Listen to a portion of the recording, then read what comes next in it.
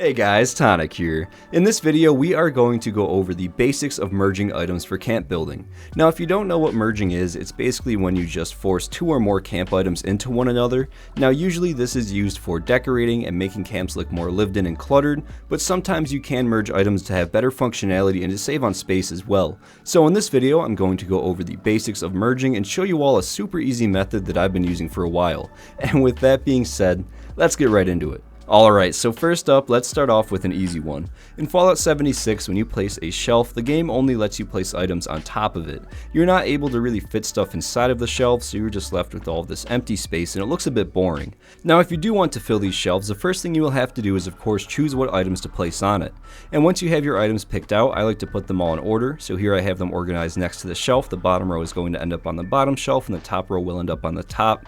But now for the next step, we are going to place a pressure plate. Now, this is what we are going to use to merge everything. So take your bookcase or whatever item you are using and place it on the pressure plate. Then start placing your first row of items on top. After you have them all placed, walk onto the pressure plate and you should hear it activate and your character will drop down just a little bit, so then you'll know you're good. But then from here, just pick up the shelf and place it back down on the plate, and the items will begin merging. Then just keep repeating that process until the items are sitting perfectly on that first row. Then go ahead and take your second row and start placing that on top, and then just keep going. After a few placements, just do be sure to keep an eye on everything to make sure it's where you want it and it's not going down too far. But eventually all of the shelves will be full and you can pick it up and freely move it around. So as you can see, merging using this method is pretty easy, and there are still so many more things that you can do. For example, you can also place items on bigger shelves like this one here. It can hold stash boxes and a ton of bigger pieces of floor decor. And another one that I really like to use is this entertainment stand. This one is a bit smaller, so you will have to use some pretty small items, but I think it looks really nice when you have some merged items on this one with all of the bookshelves that are attached to the sides. So you can really merge any shelf that you'd like using this method. And a quick tip, if you have merged your items a bit too far and they're actually sinking quite a bit, then just go ahead and pick up the shelf and place it on your camp unit. And this will actually raise the items up a bit so you can fix any mistakes if needed.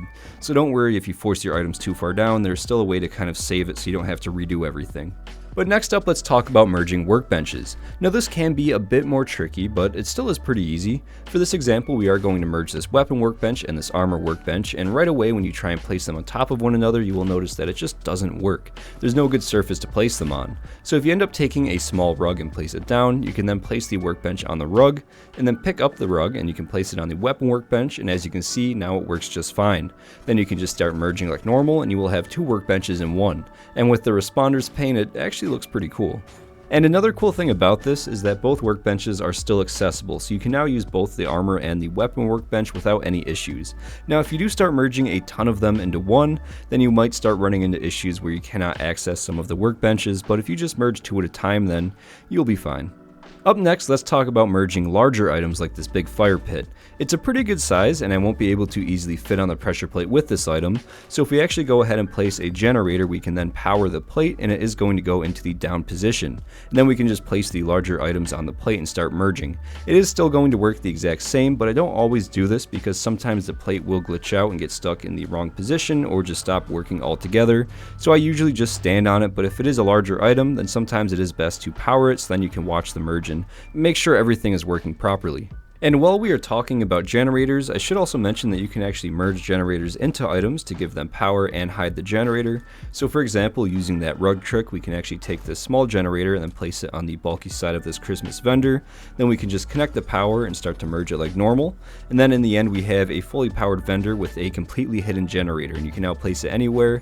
It's a cool little trick, and sometimes I like to actually do this merge with the small generator inside of the snow machine. Makes it super portable, so I can then place it almost anywhere in my camp without worrying about getting power out to it. The possibilities are honestly almost endless when it comes to merging. But next up, let's talk about some light merging tricks, and what I mean by that is merging that requires little to no effort. For example, if you take a Fajnot lantern pole and place it down, you can actually go ahead and put a candle inside of it without using a pressure plate. To do this, just place down a set of power armor right underneath it, and then place a candle on top of the power armor. Make sure it's all aligned, and then remove the power armor, and that candle will stay merged into the lantern. So it's a super easy merge that requires very little effort, and it still looks great. But for another one, we can actually go ahead and merge power power wires directly through walls. So as you can see, we do have our vendor on the left side, a wall in the middle, and then a generator on the right, and we just cannot power this thing because there is a wall in the center. However, if you actually go ahead into your walls and then switch over to the metal walls with that big window in the middle, you can go ahead and just slip that cord right through the window, and then go back to your wall and then change it back to any wall that you want, and that cord will actually remain there and you will have merged a wire directly through a wall. And sometimes, certain items will let you just merge things inside of them without any issue at all. For example, in my last camp build, I put this clown inside of the Nuka-Cola truck prefab, and all I had to do was slide a little table inside, and then find the perfect spot, and then place the clown on top. Now once you place the items inside, you can't really access them anymore to move them around or anything, so once they are in there, they are staying there. But some items just have weird hitboxes and you can just slip stuff inside, and some are pretty buggy and you can just merge items into them without any effort. So every once in a while it is worth it just to mess around with some random items while camp building, because sometimes you can find some easy merge glitches like this. But that is pretty much going to be it for this video. Now there are some more advanced ways to merge items, but I just wanted to keep this video short and straight to the point, and honestly using the pressure plate works for almost every merge that I do nowadays, so I hope this method works for you as well, and I hope that this video helped you out. But again, that is pretty much going to be it for this video, so I would like to say thank you so much for stopping by and watching. I really do appreciate it, and as always, I would like to give a massive thank you to all of the channel members: Robert Kennard, Anxiety Ranger, Esdeath93, Mazader, King Kittens, Omniprotus, Terry Lockridge, Dalton Murphy, Victrix, Argent Deer, Shaky Hands Workshop, Axel, Kevin W, Anna S, Fallout McFly, Networkgate, Gulty, Wandering Wastelander, Lanthar, Captain Awesome, Citizen Girl, Heather Henderson, Patrick Ruda, 23 Icefire, Jay Smith, Bazadello Frank, Theodore, Digital Aardvark, Christy Mellon Schwitz. Thank you guys so much. I love you guys, and have a great day.